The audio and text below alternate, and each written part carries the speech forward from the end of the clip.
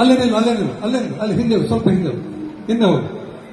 ಅವಳು ಬಸ್ಸಿನ ಎದುರಿನಿಂದ ಕ್ರಾಸ್ ಮಾಡುವಾಗ ಅವಳಿಗೆ ಈ ಕಡೆಯಿಂದ ಬರುವಂತ ಬಸ್ಸು, ಈ ಬಸ್ಸು ಕಾಣ್ತದೆ, ಅರ್ಥ ಆಯ್ತಾ? ಆ ಬಸ್ ಅನ್ನು ನೋಡಿ ಅವಳು ಕ್ರಾಸ್ ಮಾಡ್ತಾಳೆ.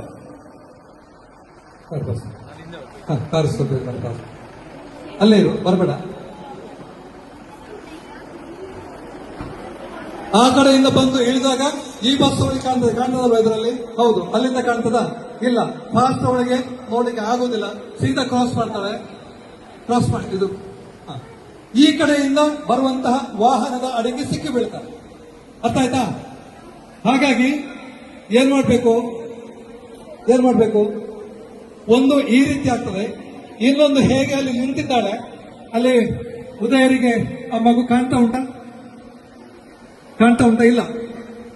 ಆ ರೀತಿ ಆ ಪೊಸಿಷನ್ಗೆ ಬಂದಾಗ, ಅಲ್ಲಿಗೆ ಬಂದಾಗ ಡ್ರೈವರಿಗೆ ಅಲ್ಲಿ ಮಗು ಉಂಟಂತೇಳಿ ಕಾಣೋದಿಲ್ಲ, ಅರ್ಥ ಆಯ್ತಾ? ಆ ಪೊಸಿಷನ್ ಅಲ್ಲಿ ಎದುರಿನಲ್ಲಿ ಆ ಪೊಸಿಷನ್ ಬಂದ್ರೆ ಯಾರು ಕಾಣೋದಿಲ್ಲ. ಹಾಗಾಗಿ ಏನು, ನೀನು ಅಲ್ಲಿಯೇ ನಿಲ್ಬೇಕು. ಹಿಂದೆ ಹೋಗು. ಹಿಂದೆ ಹೋಗು, ಇನ್ನು ಹಿಂದೆ. ಬಸ್ ಇಳಿದ ಅಲ್ಲಿ ನಿಲ್ಬೇಕು, ಅರ್ಥ ಆಯ್ತಾ? ಬಸ್ ಮೂವ್ ಮಾಡಿ, ನೀವು ಬಸ್ ಮೂವ್ ಮಾಡಿ. ಆಚೆ ಅವಳ ಬಸ್ ಹೋಯ್ತು, ಈಚೆಯ ವೆಹಿಕಲ್ ಕೂಡ ಪಾಸ್ ಆಯ್ತು. ಮುಂದೆ ಹೋಗಿ, ಸ್ವಲ್ಪ ಮುಂದೆ ಹೋಗಿ, ಇನ್ನು ಮುಂದೆ. ನಿಲ್ಲಿ. ಈಗ ಏನ್ ಮಾಡ್ಬೇಕು? ಬಸ್ ಪಾಸ್ ಆದ್ಮೇಲೆ ಎರಡೂ ಕಡೆ, ಈಗ ನಮಗೆ ರೋಡ್ ಇಲ್ಲ, ಹಾಗಾಗಿ ಅಲ್ಲಿ ಎರಡೂ ಕಡೆ ಸರಿಯಾಗಿ ಕಾಣ್ತದೆ ಅಂತ ಹೇಳಿದ್ರೆ ರೋಡ್ ಕ್ರಾಸ್ ಮಾಡಬೇಕು. ನೋಡಿ, ಬಸ್ ಮುಂದೆ ಹೋದ ಮೇಲೆ ಏನು, ಎರಡೂ ಕಡೆ ವೆಹಿಕಲ್ ಇಲ್ಲ ಅಂತೇಳಿ ಗಮನಿಸಿದಾಗ ಮಾತ್ರ ರೋಡ್ ಕ್ರಾಸ್ ಮಾಡಬೇಕು, ಇಲ್ಲಾಂದ್ರೆ ಅಲ್ಲಿಯೇ ನಿಂತಿರ್ಬೇಕು. ಅರ್ಥ ಆಯ್ತಾ?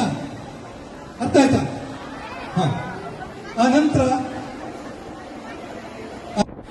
ಅಲ್ಲಿ ನೀವು ಆಡ್ತಾ ಕೈಯನ್ನು ಹೊರಗೆ ಹಾಕ್ತೀರಿ. ಕೈ ಹೊರಗೆ ಹಾಕಿ, ಅಲ್ಲಿ ಗ್ಲಾಸಿಂದ ಕೈ ಹೊರಗೆ ಹಾಕಿ, ಸರಿ ಹೊರಗೆ ಹಾಕ್ತೀರಿ.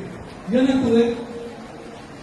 ದೊಡ್ಡ ವೆಹಿಕಲ್ಗಳು ಅಥವಾ ಅಲ್ಲಿ ಯಾವುದಾದ್ರೂ ಎಲೆಕ್ಟ್ರಿಕ್ ಪೋಲ್ ಅಥವಾ ಟೆಲಿಫೋನ್ ಪೋಲ್ ಇರ್ತದೆ, ಕೈಗಳು ದೊಡ್ಡ ವೆಹಿಕಲ್ಗಳು ಪಾಸ್ ಆಗುವಾಗ ಮತ್ತೆ ಎಲೆಕ್ಟ್ರಿಕ್ ಪೋಲ್ಗಳಿಗೆ ಟಚ್ ಆದ್ರೆ ಏನಾಗ್ತದೆ? ಹಾಗಾಗಿ ಕೈಗಳನ್ನು ಹೊರಗೆ ಹಾಕಬೇಡಿ, ಸರಿಯಾ? ಕೂತ್ಕೊಂಡ ತಲೆಯನ್ನು ಹೊರಗೆ ಹಾಕ್ತೀರಿ ಯಾವುದನ್ನು ನೋಡ್ಲಿಕ್ಕೆ. ಅಲ್ಲಿ ಫಸ್ಟ್ ಇದೆ ನೋಡಿ, ಸೀಟ್ ಮೇಲೆ ಹೋಗ್ತಿರ್ತಾರೆ, ನೋಡಿದೆ. ತಲೆ ಹೊರಗೆ ಹಾಕಿದ್ರೆ ಏನಾಗ್ತದೆ?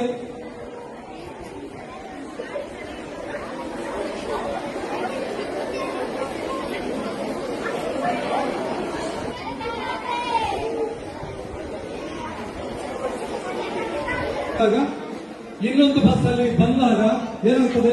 ತಲೆಗೆ ಪೆಟ್ಟಾಗ್ತದೆ, ಏನು ಆಗ್ತದೆ. ಹಾಗಾಗಿ ಏನು ಮಾಡಬಾರ್ದು? ತಲೆ ಹೊರಗೆ ಹಾಕಬಾರ್ದು, ಕೈ ಹೊರಗೆ ಹಾಕಬಾರ್ದು. ಆನಂತರ ಬಸ್ಸು ನಿಮ್ಮ ಮುಂದೆ ಹೋಗಿ ಆದ್ಮೇಲೆ ರಸ್ತೆಯನ್ನ ಸರಿಯಾಗಿ ಗಮನಿಸಿ, ಎರಡೂ ಕಡೆ ನೋಡಿ ವೆಹಿಕಲ್ ಇಲ್ಲ ಅಂತಂದ್ರೆ ನೋಡಿಕೊಂಡು ರಸ್ತೆಯನ್ನ ಕ್ರಾಸ್ ಮಾಡಿ, ಅರ್ಥ ಆಯ್ತಾ? ಸಣ್ಣ ಮಕ್ಕಳಾದ್ರೆ ಕಂಡಕ್ಟರ್ಸ್ ಅಲ್ಲಿ ಯಾರು ಆ ಕೆಲಸ ಮಾಡ್ತಾರೆ, ಮನೆಯವರು ಬಂದ ಮೇಲೆ ಅವರ ಕೈಗೆ ಮಗುವನ್ನು ಕೊಟ್ಟು ಅನಂತರ ನೀವು ಮುಂದೆ ಹೋಗ್ಬೇಕು. ಒಂದು ವೇಳೆ ಮನೆಯವರು ಡೈಲಿ ಬರ್ತಾರೆ, ಕರ್ಕೊಂಡು ಹೋಗ್ತಾರೆ ಅಂತ ಹೇಳಿದ್ರೆ ಮನೆಯವರ ಕೈಗೆ ಮಗುವನ್ನು ಕೊಟ್ಟು ಹೋಗ್ಬೇಕು. ಡ್ರೈವರ್ಸ್ ಗಮನಿಸಿ, 1 ನಿಮಿಷ ಲೇಟ್ ಆಗ್ಬಹುದು, ಆದ್ರೆ ಮನೆಯವರು ಕರ್ಕೊಂಡು ಬಾರದೇ ಇದ್ರೆ ಬಸ್ ಅನ್ನ ಮೂವ್ ಮಾಡ್ಲಿಕ್ಕೆ ಹೋಗ್ಬೇಕು, ಅರ್ಥ ಆಯ್ತಾ? ಮನೆಯವರು ಬಂದ್ಮೇಲೆ ಯಾರು ಕರ್ಕೊಂಡು ಹೋಗ್ಲಿಕ್ಕೆ ಬರ್ತಾರೆ ಅವರು ಸಣ್ಣ ಮಕ್ಕಳು.